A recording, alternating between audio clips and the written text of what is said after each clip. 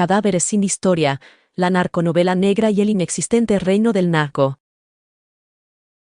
En el Museo de Arte Contemporáneo de Oaxaca se encuentra el grabado abajo mostrado, uno de los más famosos del artista callejero conocido como Yesca, el cual resume el imaginario dominante sobre el narco en México. Se trata de una mordaz variación de La Última Cena. La élite de la clase política y empresarial se sienta alrededor de un narcotraficante de rostro oscurecido que ocupa el lugar de Cristo empuñando una AK-47, el cuerno de chivo, arma predilecta por igual entre traficantes y militares. A la izquierda del narcocristo aparece el expresidente Felipe Calderón. Entre otros invitados a la cena están el dueño de Televisa Emilio Azcárraga Jean, el expresidente Carlos Salinas de Gortari, el empresario ocasionalmente más rico del mundo Carlos Slim, la expresidenta del Sindicato Nacional de Trabajadores de la Educación SNTE, actualmente en prisión Elba Ester Gordillo, y el gobernador del Banco de México y exsecretario de Hacienda de Calderón, Agustín Carstens.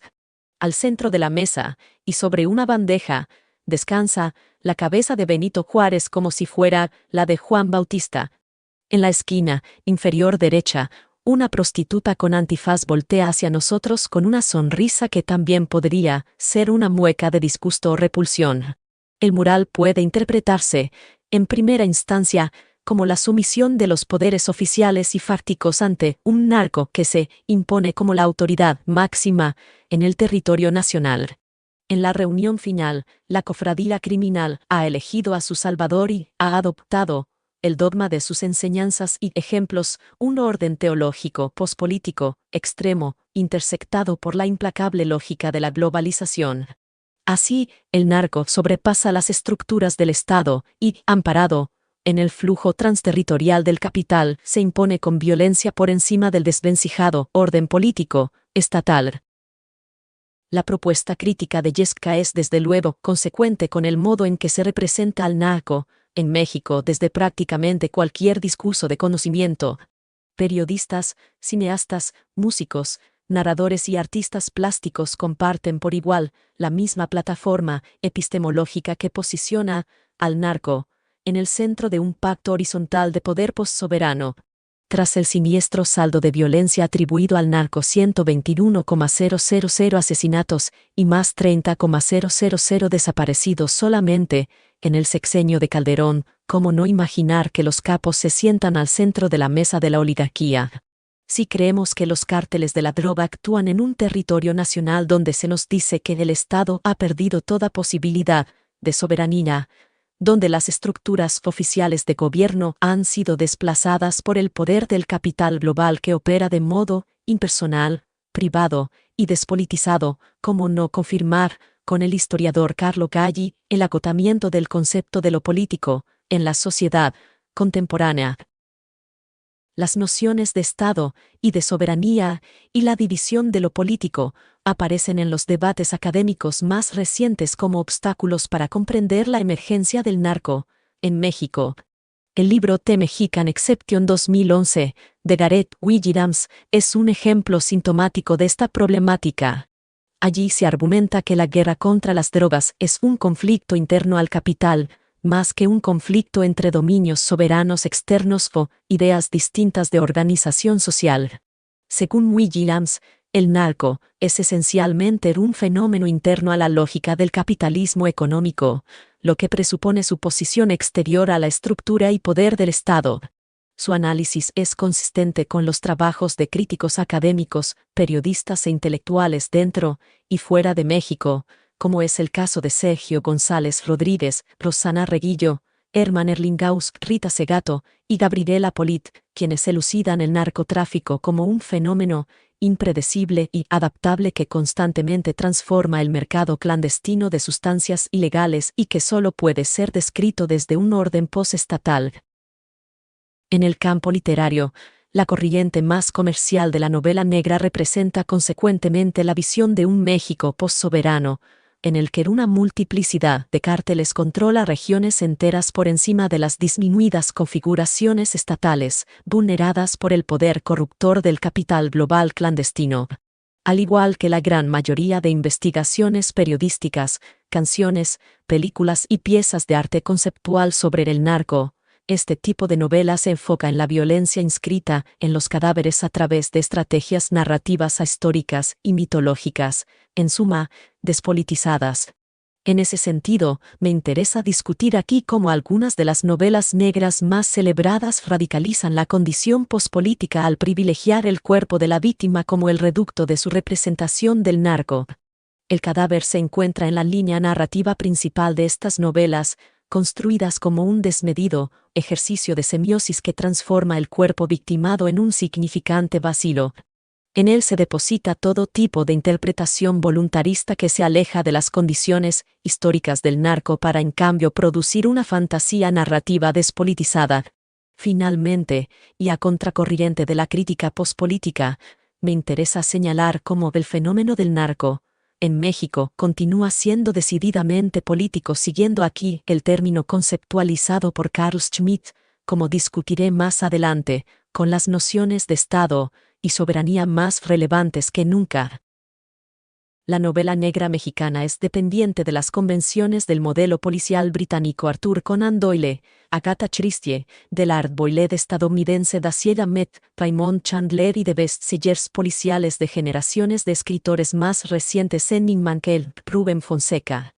Para adquirir el capital simbólico de esas convenciones y fórmulas, sin embargo, la narconarrativa de la última década ha debido desembarazarse de los contextos políticos domésticos y producir personajes arquetípicos con tramas trasladables a espacios culturales extranjeros, transformando la dimensión histórica y política del narco en una serie de atributos mitológicos que naturalizan la violencia y moralizan las acciones criminales. Estas novelas ofrecen una caricatura descontextualizada del narco que minimiza, o incluso borra, sus elementos más complejos y de mayor interés literario.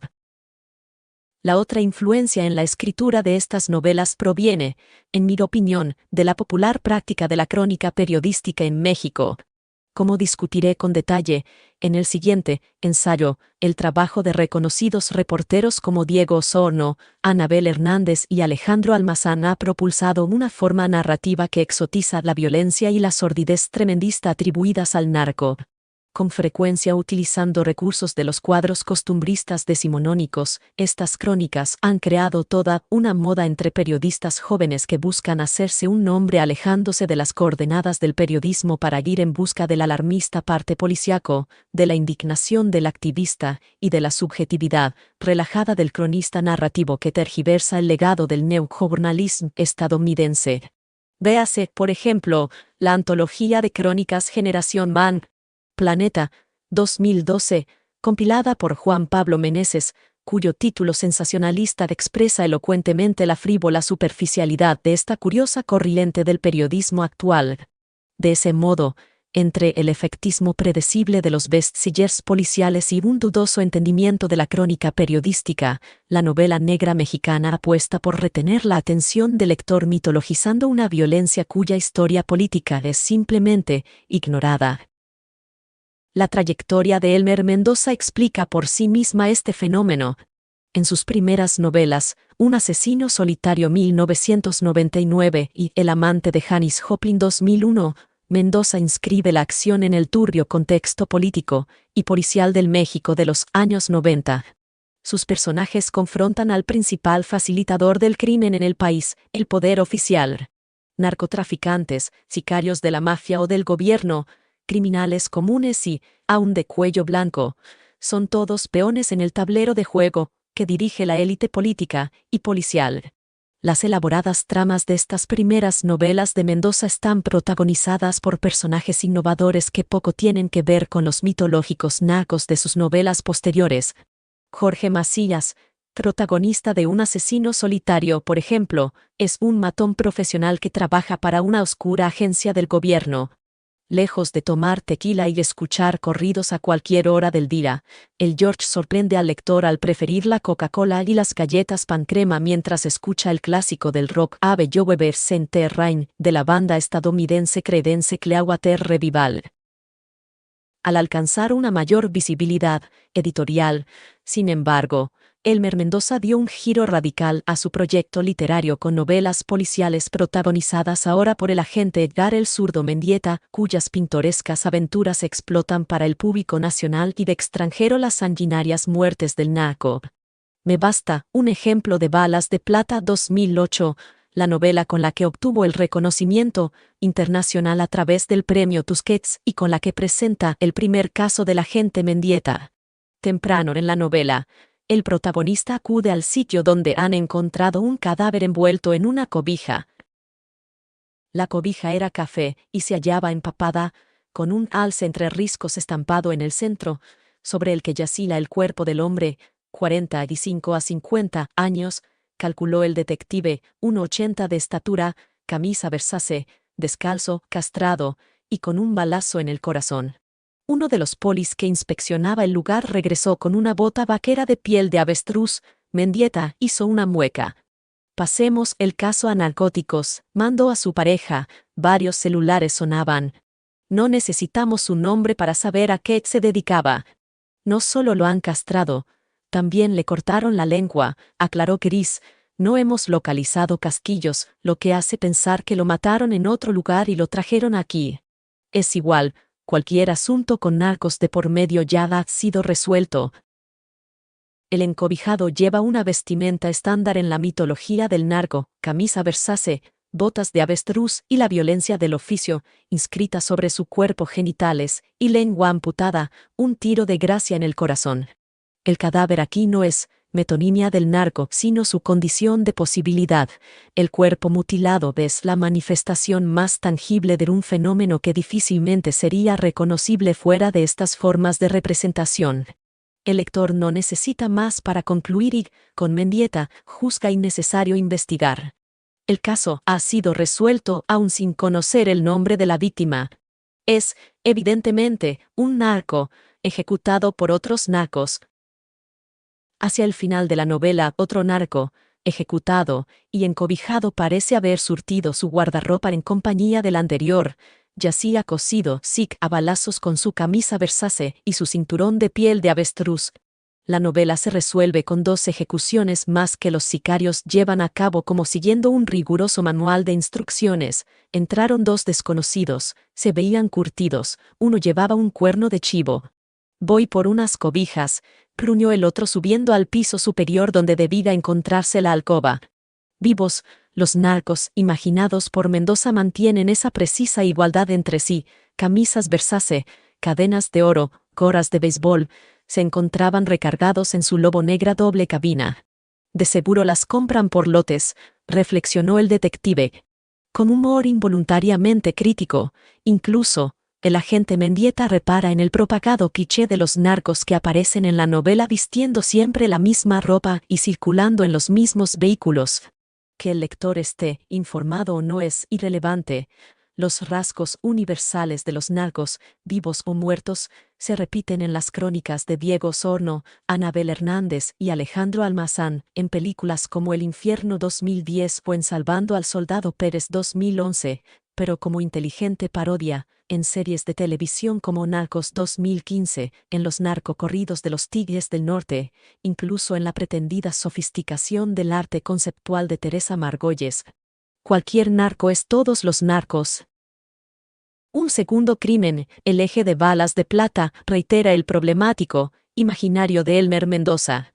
Bruno Canizales, hijo del exministro de Agricultura y probable candidato presidencial, es asesinado de un tiro de la cabeza con una bala de plata que, como se recuerda en la misma novela, es el material usualmente requerido para matar a hombres lobo y vampiros, según el folclore europeo. Reparando en lo estrafalario del crimen, la agente compañera de Mendieta, Cris Toledo, conjetura sobre el perfil del asesino. ¿Sabe qué creo? Que solo los narcos podrían usar balas de plata, si se ponen dientes de diamante y lucen esas joyas tan estrambóticas, ¿por qué no usarían balas de plata? La pregunta que formula la agente Toledo es menos del resultado de una brillante deducción detectivesca que de la más básica imaginación popular sobre el narco, en México. Sin entrenamiento policíaco de por medio, para la mayoría de los lectores tendrá sentido suponer que los narcos son capaces de utilizar balas de plata y que disparan con pistolas de oro macizo, todo mientras sonríen con una dentadura con incrustaciones de diamantes. Tan obvia es esta suposición que Mendoza la utiliza como estrategia para hacer dudar al lector sobre la identidad del posible asesino. La novela, sin embargo, concluye de manera todavía más disparatada. Una pareja admite haber matado a Canizales en una absurda trama de sexualidad, desenfrenada con un tono que roza la homofobia. El hijo del político presidenciable, asiduo al role-playing y fascinado por la idea de morir con una bala de plata, es asesinado por sus propios compañeros de juegos bisexuales. La novela termina contradiciendo su propia lógica narrativa cuando Samantha Valdés, hija del poderoso capo Marcelo Valdés, venga la muerte de Bruno Canizales, quien había sido su pareja, ordenando el asesinato de los responsables a pesar de que al principio de la novela ella misma había considerado asesinar a Canizales. La novelística de Elmer Mendoza, como la de los más reconocidos escritores mexicanos que abordan el tema del narcotráfico, se vio afectada profundamente por el insólito éxito de La Reina del Sur 2002 del español Arturo Pérez Reverte.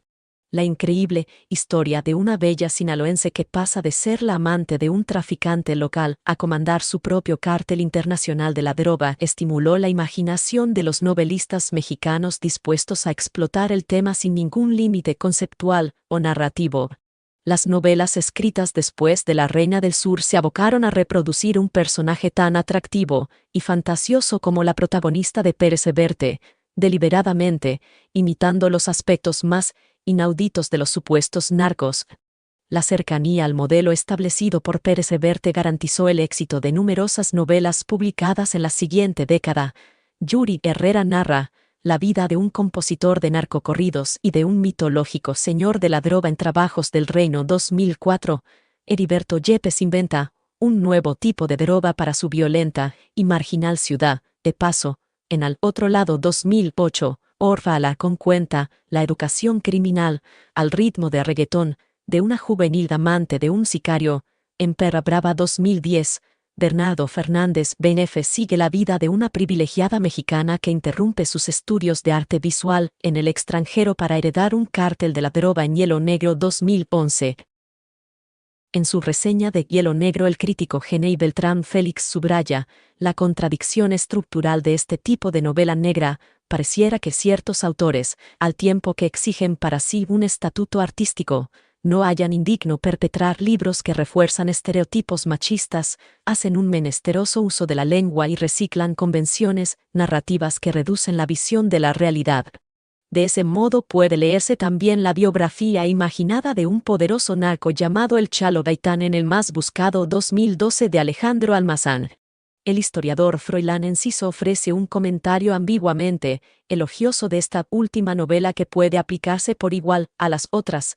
Cuando de leer se trata, habrá que sincerarse con que nos gusta la narcomitología y el poder. Y el Alex Almazán sabe cómo alimentar ese placer culposo. En ciertas novelas escritas antes de la enorme influencia del modelo establecido por Pérez Reverte, la caracterización mitológica de los personajes se elude decididamente. Esto se debe en parte a que antes de La Reina del Sur el tema del narco gozaba de un dudoso prestigio en el campo literario. La imagen del traficante de droga, originalmente asociada con el precario sector rural de los estados del norte del país, fue por décadas un motivo explotado principalmente por películas de acción de bajo presupuesto, como las protagonizadas por los hermanos Mario y Fernando Almada, y por la música popular norteña, como en el caso de la celebérrima banda Los Tigres del Norte. Pero la ausencia de una mitología sobre el narco se compensa en esas novelas de otras formas. Hasta que La Reina del Sur convirtiera el tema en un redituable motivo literario que relocalizó la figura del narco en un contexto urbano y cosmopolita de interés para los lectores de clase media alta, los escritores que se proponían abordar el narco recurrían a múltiples referencias de alta cultura para validar el sentido de sus novelas. En numerosos relatos sobre el tráfico de drogas son frecuentes las citas intertextuales tomadas de autores canónicos para convalidar las tramas policiales adaptadas en un ambiente mexicano. la mayoría de las veces en ciudades del norte del país como Culiacán, Tijuana o Ciudad Juárez. El caso de Mi nombre es Casablanca 2003, de Juan José Rodríguez, es relevante porque, aunque consigue desmitificar a sus personajes traficantes, transfiere esa necesidad de mitología a sus referentes intertextuales tomados de novelas y películas policíacas canónicas. El arranque de la novela es sintomático, en este respecto. Mientras detienen a un delincuente, un personaje lanza una pregunta ocurrente al protagonista. El agente del Ministerio Público de Sinaloa, Luis Ayala Marsella, ¿has leído del Padrino? Conforme se desarrolla la investigación de una serie de asesinatos que parecen no guardar relación alguna entre sí, el agente Marsella con frecuencia se refieren a él por su segundo apellido constantemente, interpola comentarios sobre narrativa policial, mencionando las obras de Arthur Conan Doyle, Agatha Christie y Mario Puzo. Es también significativo el énfasis puesto en las narrativas de las célebres mafias de Estados Unidos a través de películas como El Padrino, The Godfather, Buenos Muchachos, Goodfellas y Casablanca, que da título a la novela. Estas referencias se utilizan en la novela como marcadores de validación narrativa que distinguen a traficantes con códigos éticos benignos, El Padrino, y Casablanca, o con mayor propensión a la brutalidad, sin escrúpulos, Buenos Muchachos. Al mismo tiempo, los recursos intertextuales autorizan al autor mexicano para establecer una continuidad entre el prestigio de esos referentes y su obra, como si sólo así pudiera su relato considerarse alta literatura. Resulta productivo contrastar la inserción de esas referencias con la estrategia desmitificadora del narco que Rodríguez utiliza en sus personajes traficantes. Cuando comienzan a ocurrir los asesinatos, Marsella se entrevista con los jefes de los dos principales grupos de traficantes, que en ningún momento se hacen llamar cárteles.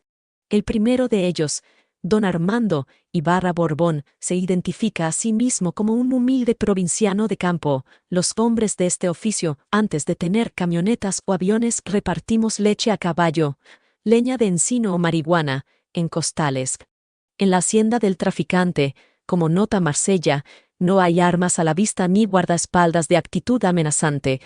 Y aunque en su cochera exhibe varios autos de lujo, incluyendo las obligadas camionetas Lobo de balas de plata, el ranchero traficante prefiere una pequeña camioneta Nissan de pintura desgastada. Explica Ibarra Borbón: me gusta. Cómoda, gasta poca gasolina y es discreta. A donde quiera voy con un acompañante y nadie me mira. Creen que soy un proveedor que se dirige al mercado de abastos, la discreción es vital. Por el contrario, el jefe del otro grupo de traficantes, Don Genaro Barreto, sí aspira a una vida urbana de alta cultura, por lo que ha invertido grandes cantidades de dinero en una colección de costosas piezas de arte. Pero, como nota Marsella, su pésimo gusto y su profunda ignorancia lo han llevado a comprar falsas obras maestras, como el cuadro de una manzana geométrica firmado por un pintor llamado Pisaco. Entre estos aspectos humorísticos, sin embargo, Rodríguez se cuida de no caricaturizar a su personaje, quien habita en una mansión sobria y discretamente edificada gracias a la prudencia de un joven arquitecto de Monterrey que no había fatigado la vista con los domos y cristalerías típicas de aquella zona residencial. Entre esos dos personajes, Rodríguez consigue un retrato verosímil del traficante común, hombres de escasa educación, originarios de comunidades plurales que pueden mantener su inercia de vida provinciana, como en el caso de Ibarra Borbón, o aspirar problemáticamente a un nuevo estatus cultural de clase alta. Otro importante logro de Mi nombre es Casablanca consiste en la íntima relación que establece entre el crimen organizado y las corporaciones policiales. Marsella conoce de cerca y ubica en todo momento a los dos capos, estableciendo con ellos una relación de cordialidad y de relativa confianza. El agente observa como algo positivo que los traficantes no se propongan enfrentar todo el sistema rompiendo las reglas del juego.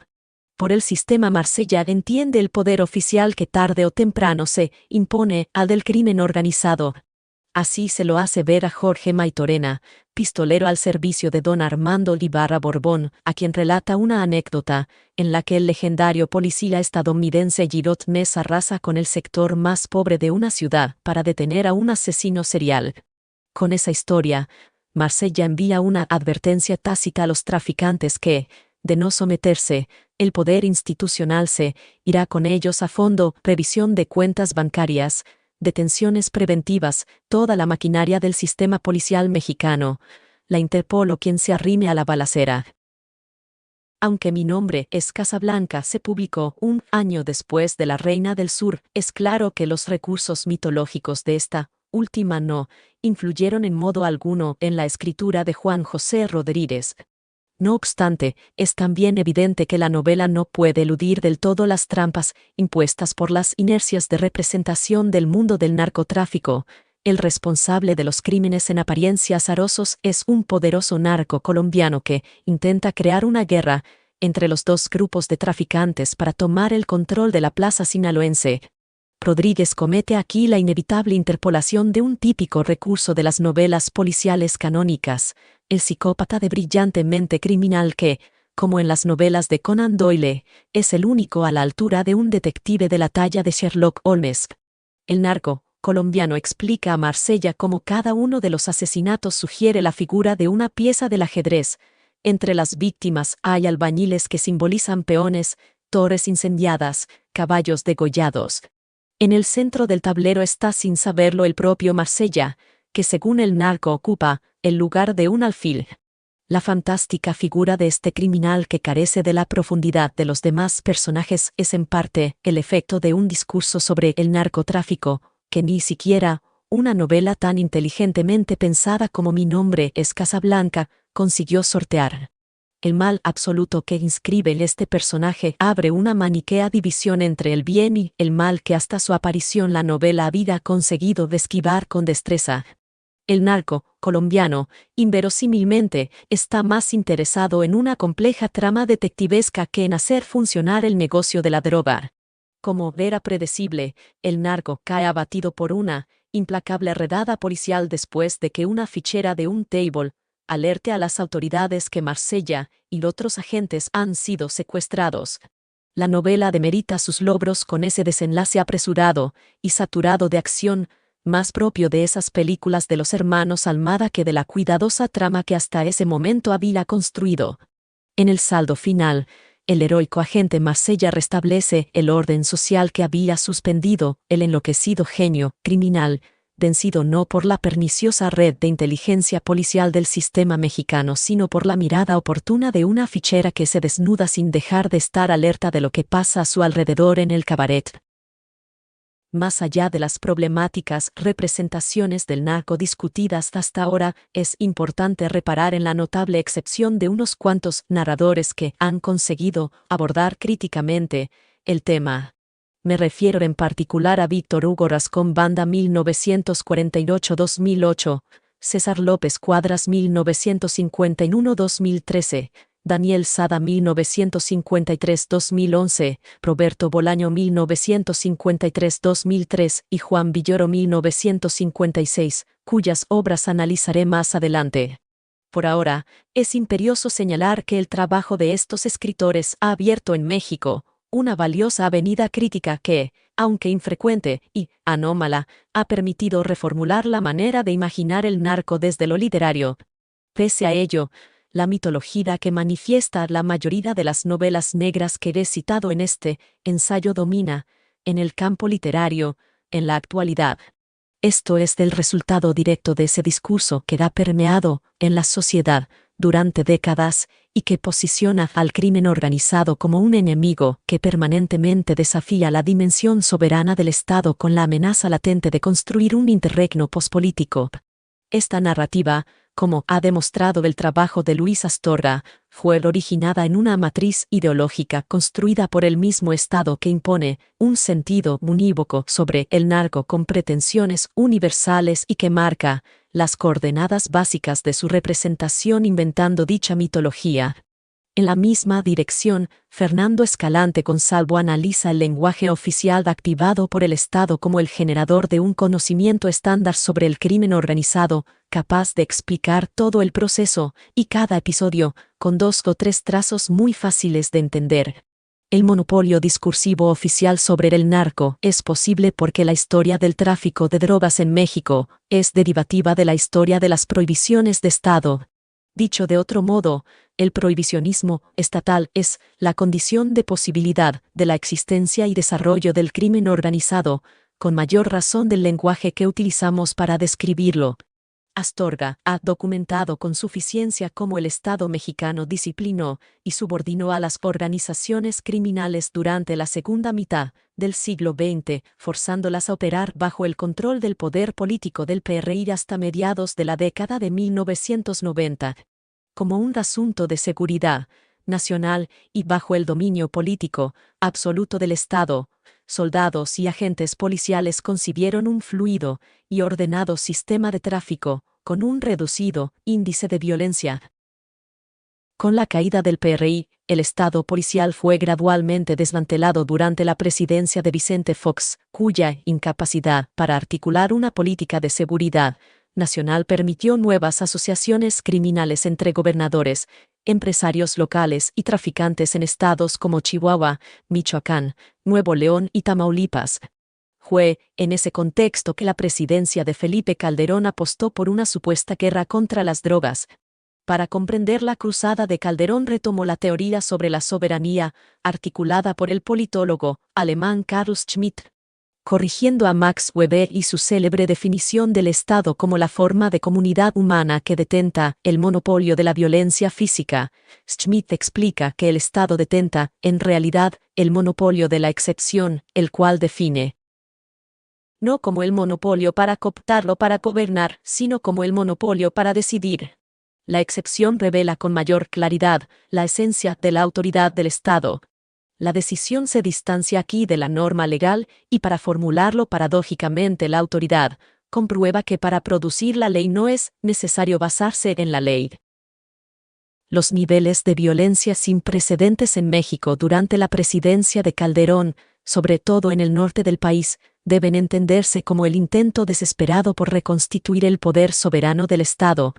Calderón se propuso disciplinar a los grupos criminales adheridos a los poderes estatales que constituyeron sus propios fueros de excepción y autorregulación con respecto del gobierno federal. Y aunque varios analistas dentro y fuera de México hablan de un Estado fallido, Escalante Gonzalvo afirma que los controles disciplinarios de Estado de hecho están más que nunca presentes en las más recientes configuraciones de políticas de seguridad nacional tanto en México como en Estados Unidos. Aquí, el punto exige una relectura cuidadosa del pensamiento schmittiano y un caveat decidido ante las corrientes más radicales del pensamiento pospolítico. El narcotráfico se imagina con frecuencia como una actividad clandestina derivada de un capitalismo global que ha rebasado las fronteras nacionales. En franca resonancia con los argumentos neoconservadores de libros como The End of History and the Last Man 1992 de Francis Fukuyama, se piensa con demasiada facilidad que el narco, como el capitalismo transnacional, ha triunfado por encima de cualquier control estatal. Pero recordemos que incluso el propio Fukuyama ya se ha distanciado de su celebración del libre mercado, considerando en su obra más reciente que el supuesto crepúsculo de la soberanía producto de la globalización no es sino, llanamente, una exageración. La soberanía del Estado sobre el narco, quiero subrayar, está muy lejos de agotarse.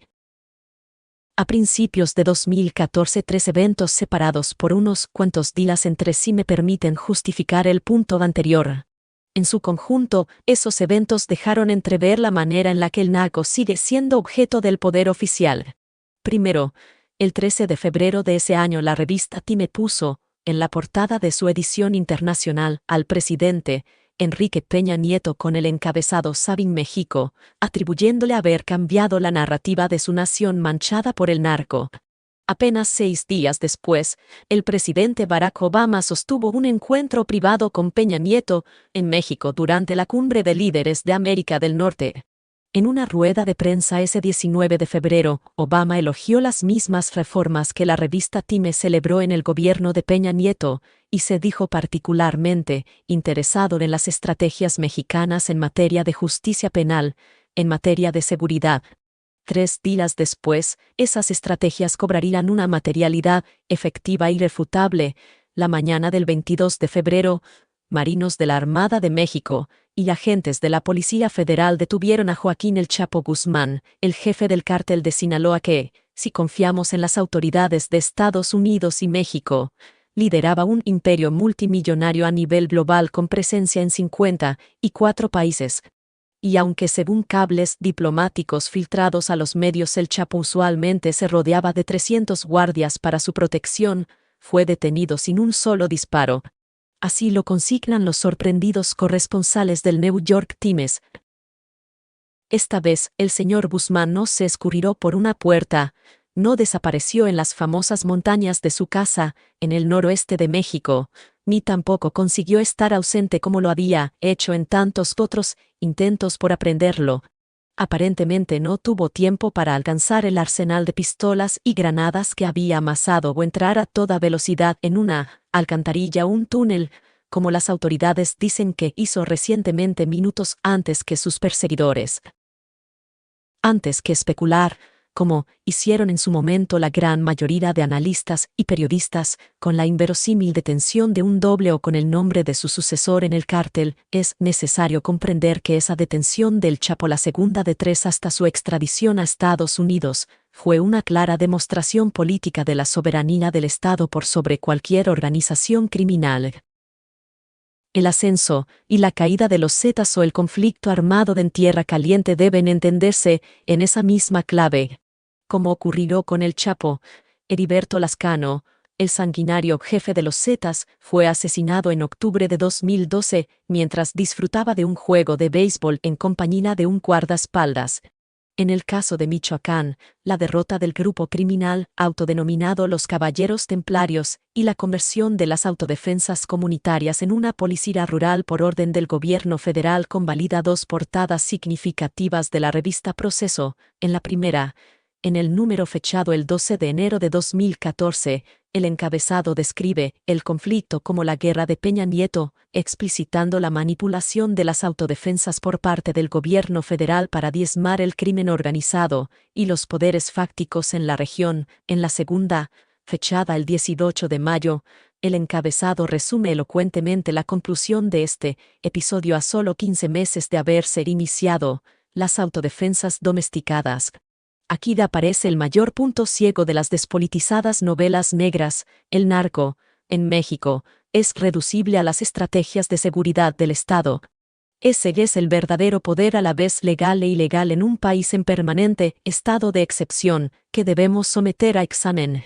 Para ello debemos dejar de lado la reiteración sin límites de las fantasiosas historias de ascenso y caída de los capos, de sus cárteles, de sus plazas.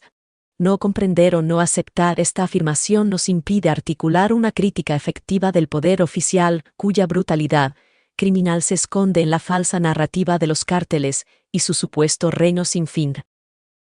Vuelvo a la última cena de Yesca y encuentro ahora una lectura distinta e inquietante. En la disposición del grabado, el narco sin rostro en el lugar de Cristo es un arquetipo de todos los narcos que a lo largo de décadas ha fabricado el poder oficial. Sus falsos apóstoles se mantendrán discretos en un segundo plano para utilizar el martirologio de su supuesto señor. Lo entregarán y lo negarán, lo dejarán ser crucificado. Después de su más humillante tortura y muerte, sus apóstoles predicarán para siempre la victoria de su resurrección y su inverosímil poder por encima del César y el imperio romano por encima de todos los césares y todos los imperios. El sacrificio literal y simbólico de quien solo muerto puede significar el triunfo es la fábula operativa del narcotráfico en México y su inagotable genealogía de jefes que mueren y se reencarnan conforme el Estado lo requiere. Es también la fuente inagotable de la mayoría de las narconovelas negras. Pero el rostro oscurecido del narco permanece anónimo en el mural porque es la metáfora fluida de todos los narcos que indistintamente pueden y ocuparán su lugar en la narrativa que ya predispone su ascenso y caída.